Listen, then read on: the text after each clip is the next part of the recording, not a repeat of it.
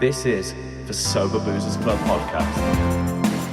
Welcome everybody to the Sober Boozers Club podcast. My name is Ben Gibbs. I'm an alcoholic and I've been sober since January 2022.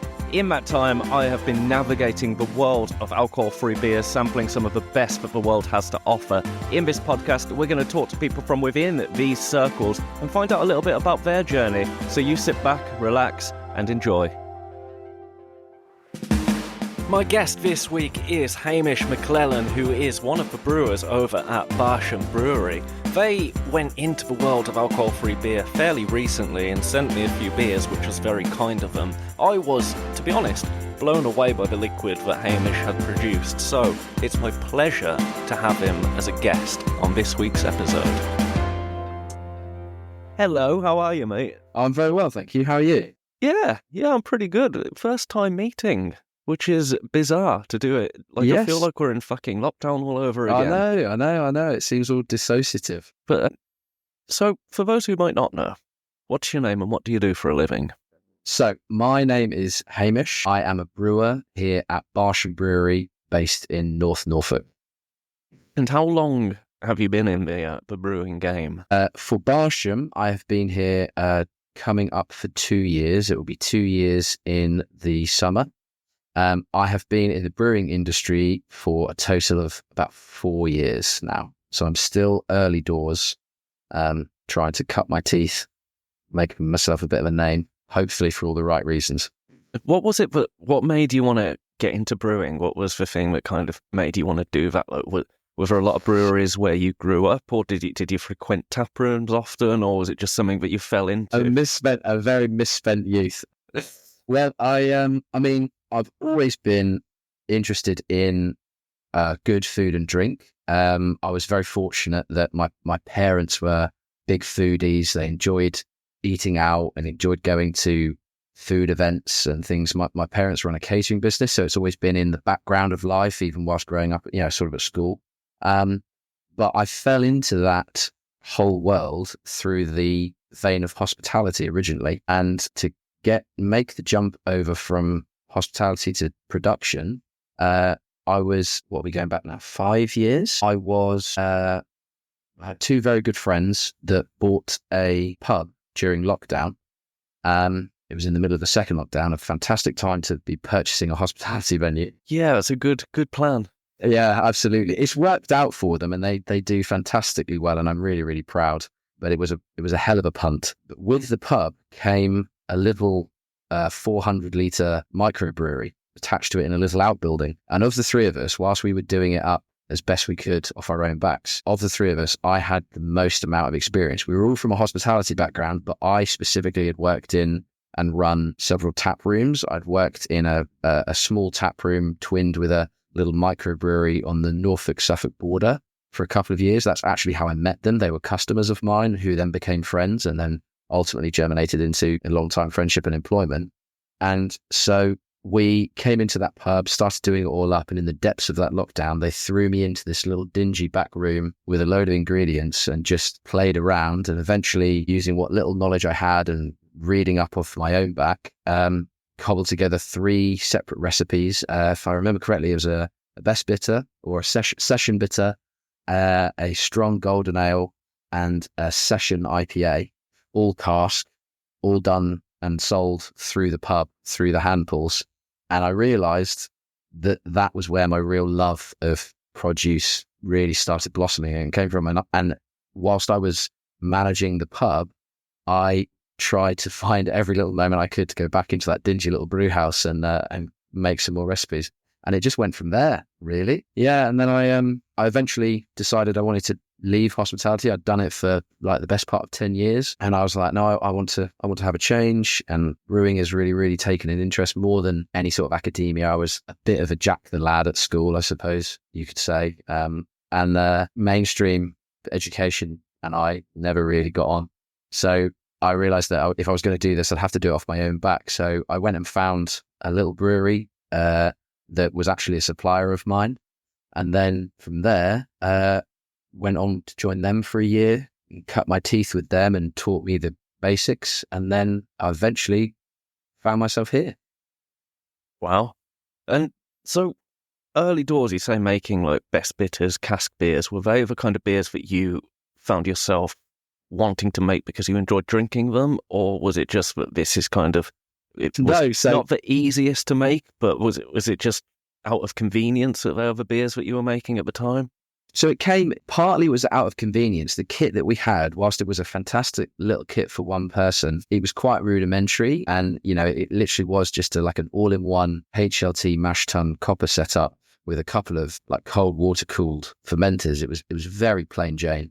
And so cask ale was the only option to produce. We didn't have the cellar set up as well in order to then produce the keg beers. And I had no knowledge about carbonating, keg beers and the different fermentation cycles they go through. Ironically, I was producing beers and selling them through the pub, the likes of which I didn't drink at the time. I didn't enjoy cask beer. I was brought up on the hoppy American keg beer drive. So for the longest time, I was making these beers and enjoying making them, but I never I drank them, but only as like quality control. And then I relied on customers telling me they were actually nice and drinkable. So you said you had like a little bit of experience prior to kind of starting this. Was that like, are we talking the fucking Wilco homebrew kits, that sort of thing? No, so I have still to this day, I have never brewed on well, actually that's technically it's now a lie.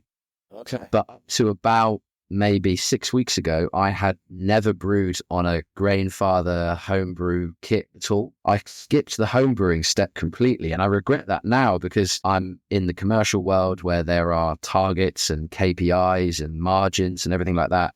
And your creativity can be a little bit stifled at times. I'd love to produce like a 10% imperial stout, but I know that the huge chief base of my customers, that won't sell so well. So I'm not able to produce that at the level the size we are now. But I just, in terms of early experience, running the tap rooms that were like linked with the brewery, every like half an hour I could find, I would go into the brewery and just like sit on a step like some sort of doughy-eyed schoolboy and watch the brewers brewing. And I'd be asking, I must have been the most annoying colleague to have because I was just asking them, I was like, what's that? And they go, these are hops, these bitter the beer. They go in at this point. I'm like, what's that vessel? And they're like, this is a mash tun. This is where the grain goes. And you had to really hold my hand and lead me through it. But I was really interested to learn. I think went from there. When you get into a brewery, like if you're into it, even the smell of it, when you go into an actual, when the brew is happening, there's a smell, but it's just the best like smell in the world. It's like if you're into tattoos and you smell Dettol, you're like, yeah, give me some of that. Brings you back, doesn't it? So sadly, I have become somewhat nose blind here at the brewery. And during a brew day, I don't find myself sinking so deeply into it. But if I've had like a couple of days away, if I've gone and, had some talks or gone to an event and I come back and one of my colleagues is brewing and I'll drive into the yard and the steam is billowing out of the roller doors, that smell of the grain sparging or the kettle for boiling, it's just a fantastic smell and it just takes you right back. And I have the same interest and energy about it now as I did when I first started. I think it does get you, doesn't it? The brew process. I mean, I'm very much you when you were sitting on the step asking questions. I have been told how beer is brewed and I've seen how it's brewed. But if I was asked to do anything, I'd be like, shit, I know how to dry hop. You should come over. You should come over and do a brew day. I'd love to go through a brew day with you. Up for that. It'd be fantastic. That would be a real treat. Yeah, because I'd love to have you. Yeah, no, I'm well up for that. Which leads us nicely onto the beer that we're here to talk about primarily.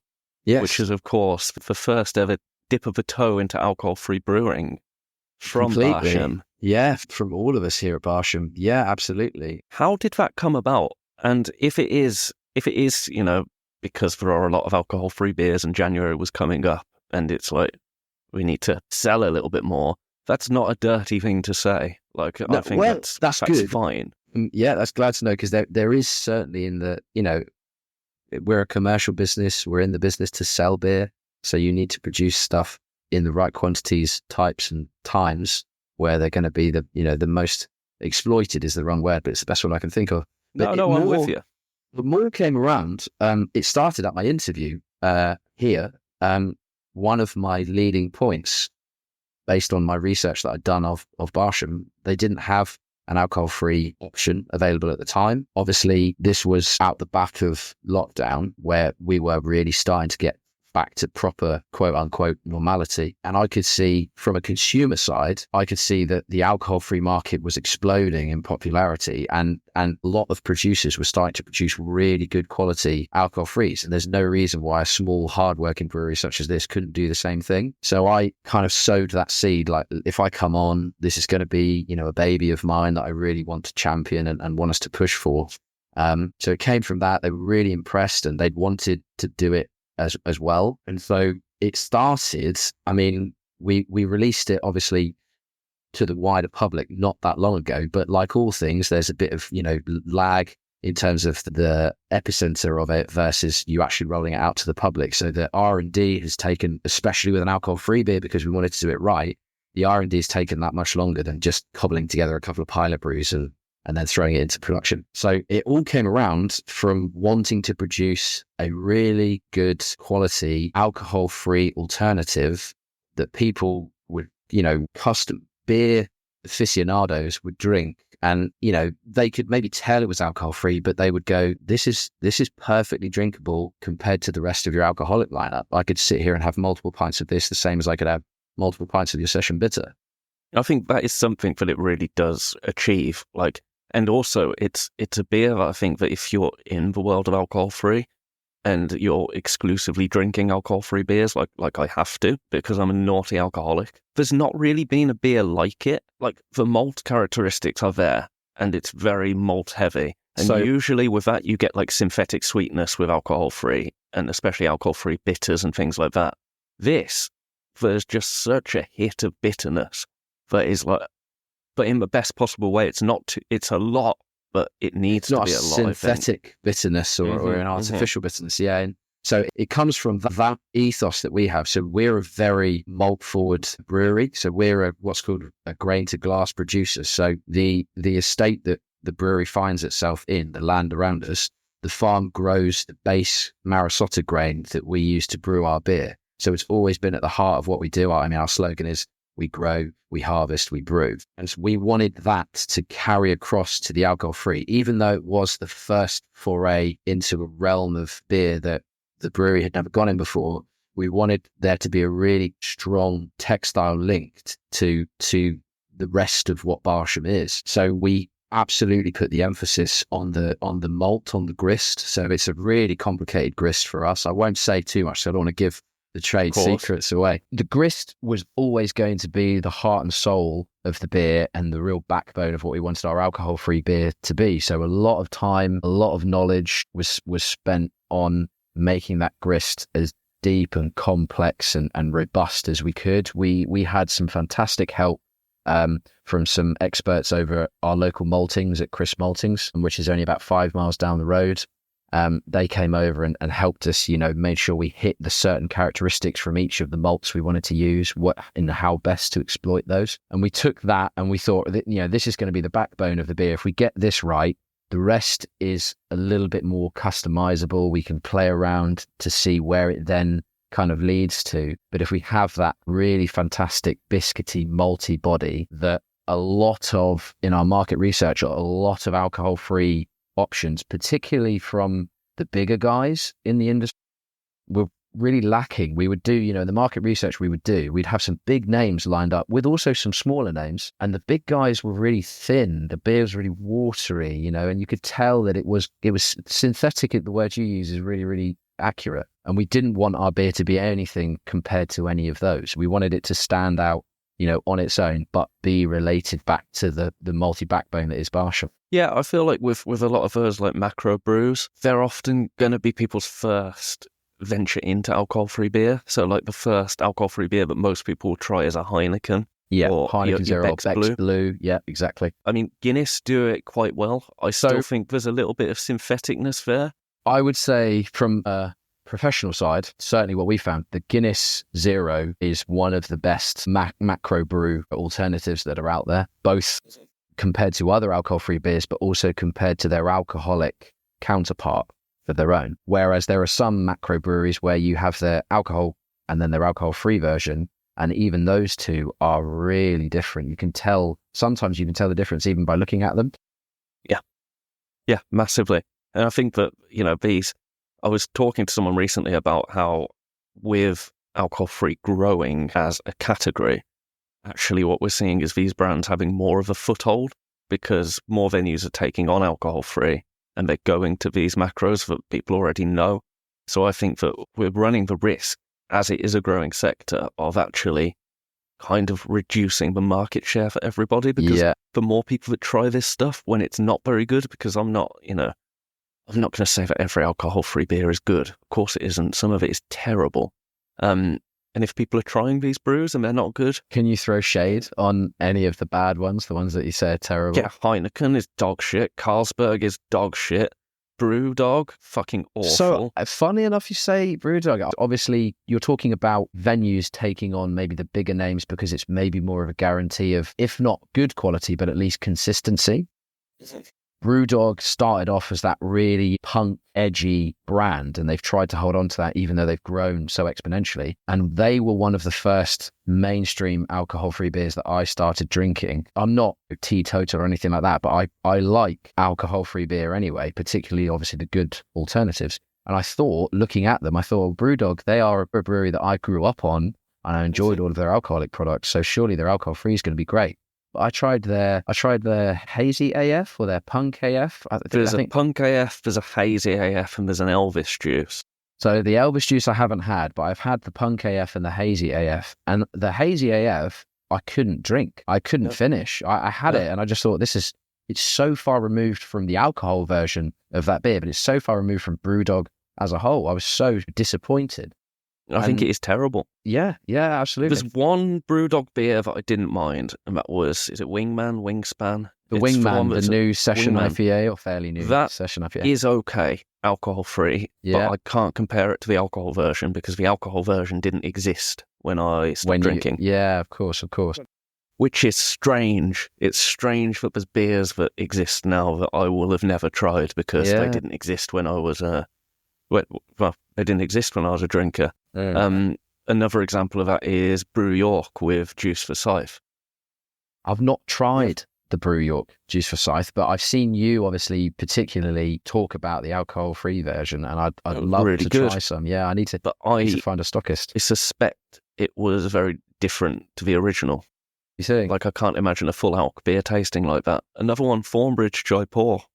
Yeah. Jaipur was one of my favourite beers. Like, I grew up on that stuff. Like Jaipur and Sierra Nevada, they were my two like coming of age beers, and it's different. Jaipur alcohol free is different, but it's still really good. So I don't mind that so much. But it's not like the gnarly kind of Jaipur that you would expect from Thornbridge. So I suppose it's difficult, isn't it, to make a beer that kind of provides that authenticity of the brand when it's alcohol-free. Like, how do you get those characteristics? How do you make sure people drink this and this is still a Brewdog beer, people drink it and it's still a Barsham beer? It's nice that you guys took the time to make sure you got that right, because it would have been, I'm not going to say it would be easy to just spaff out an alcohol-free beer, because of course it's not, but it would have been a lot easier to put out something that was simple, rather than something if we just wanted to tick the box and say that we've done an alcohol-free, we could have spent a lot less time on it. And as long as the figures qualify you for an alcohol-free, you could have put it out to market. We did so much quality control and so much taste testing and self-critique, as you rightly should, because we were all completely unanimously in agreement that we didn't want a product that we would send out to be so different from the rest of our produce, and someone drink it and go, even if it was a decent alcohol-free pint, we didn't want them to drink it and go, this doesn't taste like a Barsham beer. Why would they put this out? So we spent a lot of time and a lot of effort making sure that whilst it is different and it is, explorative in its own direction, it's still very much related to the core of what we do. What are the differences between an alcohol-free brew and a full alc brew, like in terms of the process? There are different processes you can go through to achieve an alcohol-free beer. So a lot of the big guys, a lot of the macro breweries will produce the brew process itself is exactly the same. And then to achieve the alcohol-free state, they pass it through a reverse osmosis engine. So it will filter out the ethanol, replacing that obviously with water, diluting it down. And you can control that alcohol-free generation down, or alcohol reduction, I should say, down to like 0.05%. And that's how you get zero beer.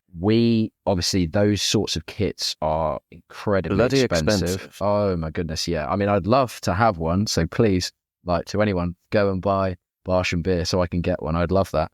But they are, yeah, starting price of like 300, 500,000 pounds, even for the size we would need. So it's an awful lot of beer I'd have to sell. So obviously there are alternatives to achieving that a lot of breweries, including ourselves, certainly smaller guys, have to go down to do. A series of specialist malts, so you reduce your enzyme activity. You're reducing the overall level of fermentable sugars as well. A risky balancing game, because if you reduce things by too much, the product that comes out the other end is really recognizable as being very different from the alcohol alternative, the alcohol versions of your products. So that's where you get very thin tasting beer, very watery beer. Engine that we use a specialist yeast that's been deliberately grown and designed to not ferment maltose and maltriose, which are the two primary sugars present in wort, which then ferments and becomes ethanol, and that's how you have beer. So ours will only ferment. It still goes through a fermentation, because the fermentation process is really important for the final end taste, of the product. You get a lot of bitterness can drop off in fermentation. You get some lovely esters, obviously, that get imparted from yeasts. So it's a hugely integral part of the process. So to not use a yeast and have no fermentation would be disastrous, in my opinion. You'd have to be like, what, days lager? Yes, yeah. There are some, I won't say any names, but there are some closer to home. That was shady from me. That was probably not cool. It's okay. You have the platform. You get to, I'm a guest, so I'm just trying to be polite. Yeah, I don't know why I'm being such a bitch today. Fucking hell. No, it's good. More people should just speak out and just say it how it is, I suppose. But there are some locally that, there's an even cheaper method you can go, which is where you essentially add like dead yeasts, completely inactive. That sounds so bleak already. So bleak. And obviously, because you don't get any fermentation, they have to force carbonate it in regardless of the packaging. So whether they can it, bottle it, keg, doesn't matter. You have to force carbonate it to get that fizz that we all associate with a nice pint of beer. And that forced carbonation process dries the beer out to like the nth degree. And you taste it, and it's bitter and dry and flat, ironically flat. And you just think, hey, there's so many better ways with a little bit of effort you could go about achieving this, from some names that are really quite established within the industry. So, when we set out, I was like, I definitely do not want us going down that route. If we're going to decide, if the conversation starts going down there, shelve the whole product, the whole project until we're ready to do it properly. But of course, a lot can still go wrong when you're doing it properly. Yes. And quite tragically, I'm sure you won't mind me saying you had a few little hiccups, but you are not alone in that. Being in this world and surrounding myself with alcohol-free beer, I have heard stories of exploding cans. Horror stories. Like yeasts getting excited and and like turning a 0.5 beer into a 3% beer, which obviously isn't what you want. Funnily enough, before my time here at Barsham, they did have a go at producing a low alcohol beer, aiming towards the no alcohol 0.5% and below boundary, but it wasn't a hard line. And they produced it. It's a very nice beer. I had the pleasure of drinking the last of the stock of it just as I joined, in bottle form. But during the fermentation process, the yeast got a bit carried away, and it turned the 0.5, 0.8% planned ABV into a 2.5% beer. And so they ended up changing tack, and we decided to have a table beer for a while. And it was a lovely, lovely beer. But we said, look, if we're going to do this again, we have to get that 0.5% ceiling. We have to come underneath that. I haven't had, touch wood, to this day, I haven't had any exploding cans or anything like that. We ourselves don't do the packaging. We send a bulk amount of the raw beer off to our packages, and they're very, very good, very consistent, and they do our bottling and our canning, and we're very happy with them. I have had my tragedy. We used, and I can say this, I'm happy to include this bit of the recipe, because we no longer include it for this very reason, used flaked torrefied rice in the first pilot brew of this. Well, I say the first pilot brew in the first small single batch that we produced. And on the particular brew kit that we were brewing it on, it's a slightly more modern kit with a bit more modular design. And it had the base plate in the mash tun had drill holes as opposed to like your kind of traditional lined grating. And using the superheated temperatures that we were using at the time, it basically gelatinized the rice, turned it into like a cement pad on the bottom of the mash tun and caused a vacuum underneath and snarled all my kit up. And there's a photo where everyone was really trying to lighten the mood. We were trying for maybe 2 hours to save the mash. And, you know, you're getting to the point where there's so many processes that have gone on within that longer than they would ever design to or you ever wanted them to, that even if you could save the solution, what you'd get out the other end would be totally unusable. And it came, we ended up pulling the plug, and there's a photo somewhere in our record books. There's a photo of like everybody gathered around the mash tun. I've opened the door and let the mixture like spill onto the floor, and I'm like blading it up into waste bags, and everyone's kind of laughing and everyone's trying to be upbeat about it. And in the background, if you look really closely, there's me, and you can just see like a single tear rolling down my cheek because I was absolutely crestfallen. Yeah, it really was. That was a hard day at work.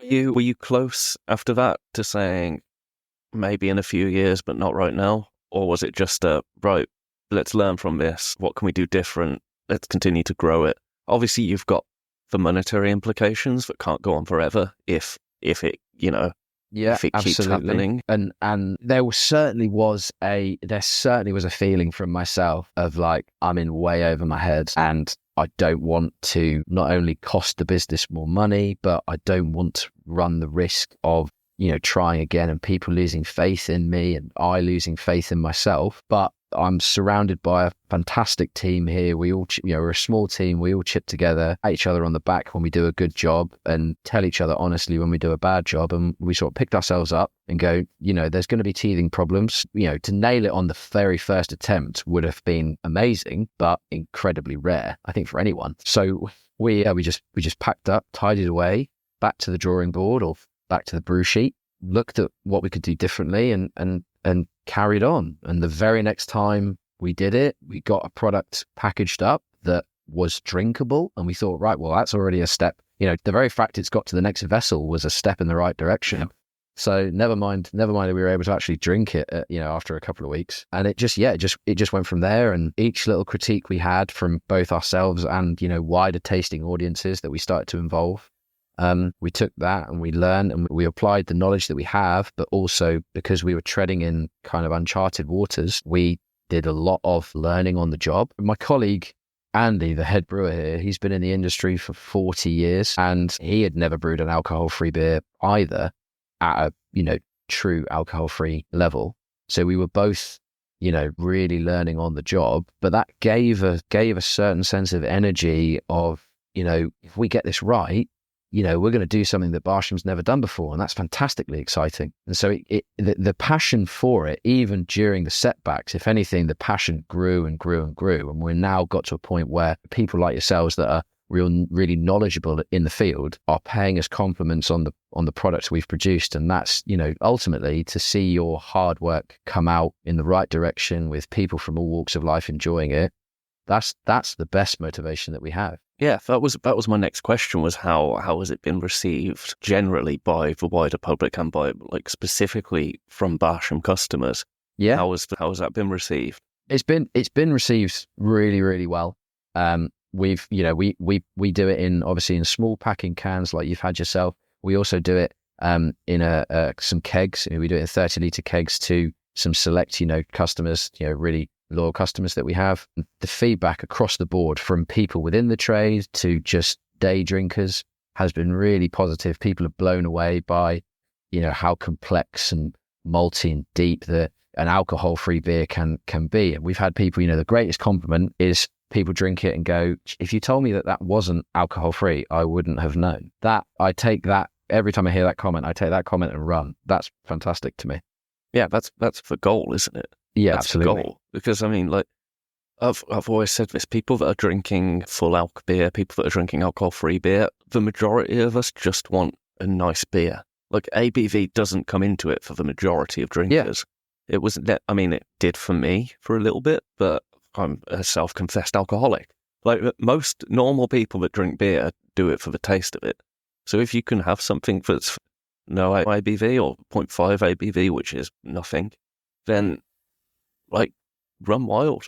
Yeah, if absolutely. It tastes good, if it tastes good, drink it. And I think particularly nowadays in the younger drinking audience, people are choosing deliberately to maybe spend a little bit more money on a much better pint, but they're not fussed about what that pint is in terms of strength or color or style. You know, they want to try new things. And as long as the quality of that product that comes over the bar is really good and it tastes great, they'll go back for more, even if it's something that up to that point they never otherwise would have ordered. And the same should be attributing that same level of passion and introspection should be attributed to alcohol-free beers as well. There are some fantastic producers of alcohol-free coming out now where you drink it and go, I don't need to drink the 5% alternative of this, whether I'm teetotal or not.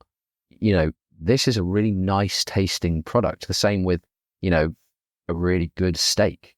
We attribute so much less criticism on food. If it tastes fantastic, you go, well, you know, that steak's been hand reared for 2 years and it's had a very good life, and I don't mind paying the extra £10 from the butchers per kilo, or, you know, or whatever. The same sort of thought process should be attributed to the drinks, to the beer industry. Yeah, that's a really good point, actually, because a lot of people, like, there's still a level of people call it snobbery, like people that are in, like, you see the videos of people mocking craft beer nerds. I wanted to talk about this. Go on. You cut out there for a moment. I wanted to talk, obviously there was that, you've quite recently, in terms of times of this recording, you obviously had that discussion, we'll say, to be put it politely, with that particular bar, you know, Lowlander Grand Cafe in there London. we go. You can name and shame them, your platform. But yes, and that, you know, even if it's tongue in cheek, you know, that behavior, whether it was for alcohol free or for gluten free or vegan, it doesn't matter. That sort of behavior is going to alienate a larger and larger chunk of your potential audience as tastes diversify and expand. And that snobbery, as you so well put it, that snobbery does and should cost people custom, because that sort of thinking, or the opposite correct way of thinking, does matter. I think with like alcohol-free beer, it occupies a really strange place in the world, because it's something for everybody to enjoy, and it can be enjoyed by everybody, like people that are just moderating or driving or zebra striping or whatever, like people that want day drinks but don't want to be pissed. But there's also a section of people that it's actually a tool for their sobriety. So it occupies the space of being a nice beverage in the beverage industry, but then it occupies another space where it's actually, I'm not going to say it's a part of the public health, but it is. It's a tool for people's, you know, enjoyment. If that option didn't exist or was deliberately suppressed by... I'd still be drinking booze. Yeah, hands down. If it was suppressed. I've said it before, without it, I wouldn't be here, without alcohol-free beer. And it sounds so grand, a statement. But for me, I loved beer. I didn't want to be without beer. The thought of like living the rest of my life without having a pint ever again was like, well, if I can't do anything but I enjoy, what's the point? Yeah. Obviously, I've got more in my life than just beer. That would be really awful. It's up there. It's in the top 3, though. Beer, as it should be in everyone's life. Beer should be in the top 3. Yeah, for sure. And that it's still the case now. I drink more now than I ever used to when I was a big... You drink from a totally different perspective in terms of you drink for an enjoyment, and you appreciate the craft and the effort that's gone into producing that really fantastic product. My God, my respect for the liquid since has gone through the roof. Yeah. And the more I talk about it, the more I love it. And, you know, we talked earlier about the smell when you go into a brewery. I smell that and it's like, this is where I belong. Yeah.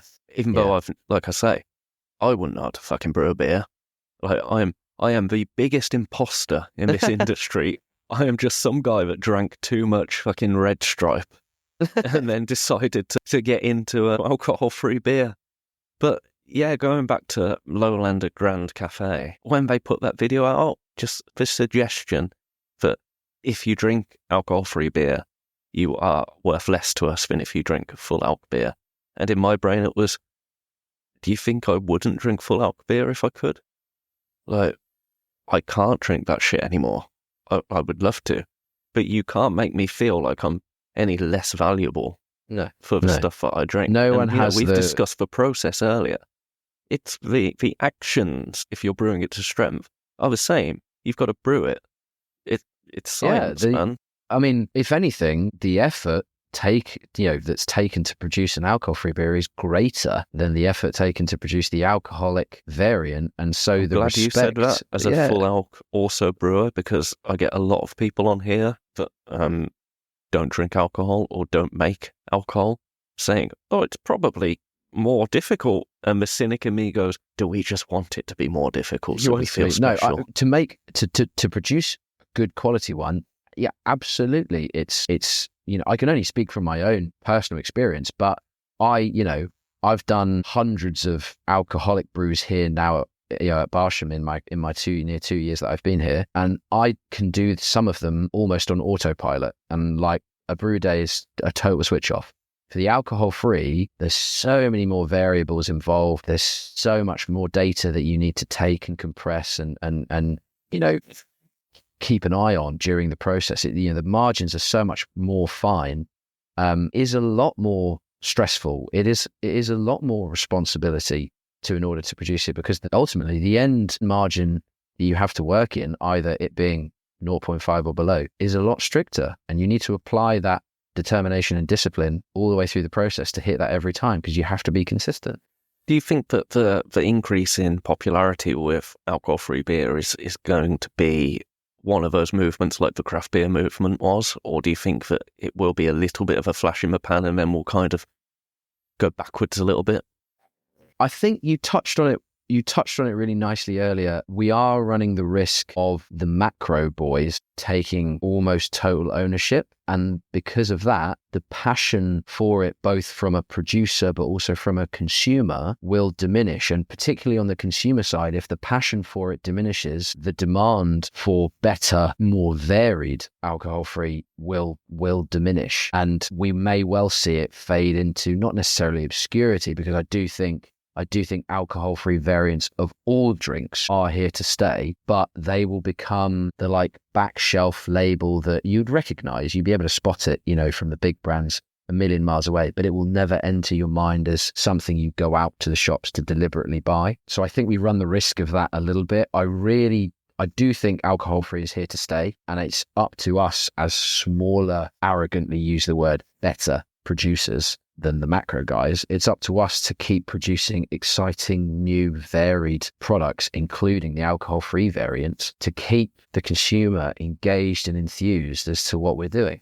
What do you think is next to come for that to happen? Do you think that the transition to, obviously cask is never going to happen, but certainly on tap, do you think that has to be the way forward, like pints in hand?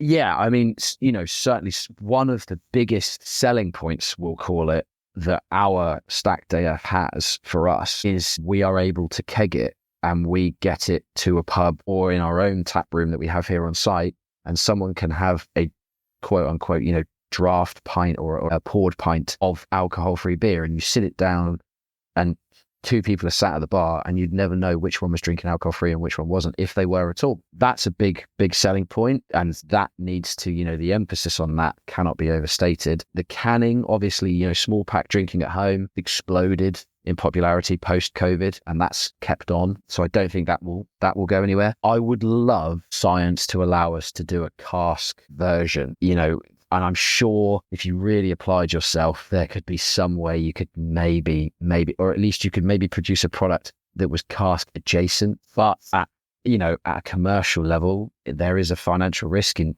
trying all of that. And if it doesn't take off, you chalk it up to a failed attempt, and you move on. Britain, England is one of the last bastions of cask ale, and to have an alcohol-free badge on that banner that we should be so proud to fly would be a massive feather in our cap. Yeah, that would be wild. Yeah, it'd be amazing. It'd be amazing. I mean, I would go a considerable number of miles to go and have a alcohol-free cask beer variant. You know, I think that would I'd be kill really a man interesting. to be able to have one. The cask beer variant, yeah, absolutely. Because I'm with you. Like I love beer as a whole, and I love cask beer, and I love that it exists. And even as someone that doesn't drink it anymore, I still love to see it in a pub. I love to go to pubs that serve it. To be able to have an alcohol-free hand in hand with that would be incredible. Yeah. But yeah, we've got to stay in our lane a little bit. I think we're already getting like fantastic beers coming out, and it's gonna be exciting to see where it goes over the next 3 years. A little bit of patience, I think will be rewarded from the alcohol-free crowd. There's a huge movement still existing around it, and it's still got so much energy and buzz behind it that I don't think is going anywhere fast at all. If anything, I think it's growing, which is great. Which is fantastic, because it's not only coming from a necessity side. It's coming also from, there's a health conscious side to it. People are now deliberately seeking out better quality and better for you versions of the food and drink they like to consume, and alcohol free can fall into that category. So having a product that it can be accessed, through different, is multifaceted is only a benefit to it itself as a product. Do you see any more alcohol-free coming from you guys in the future, or is it something that with the stacked AF, are you kind of happy with that as a part of your range? And it's fine if you are, because it's a fantastic beer. Thank you. There's no need to have multiples if it doesn't fit in with the repertoire, you know what I mean? There's been two things that I wanted to produce here at Barsham when I came on board. The first was an alcohol-free, and the second was a lager. We need different bits of kit and more investment in order to produce the lager, but I do really want us to produce one. Can we apply the same science and understanding then to a lager that we apply to the alcohol-free and make an alcohol-free variant? Yes, the science is possible. Yes, we could do it.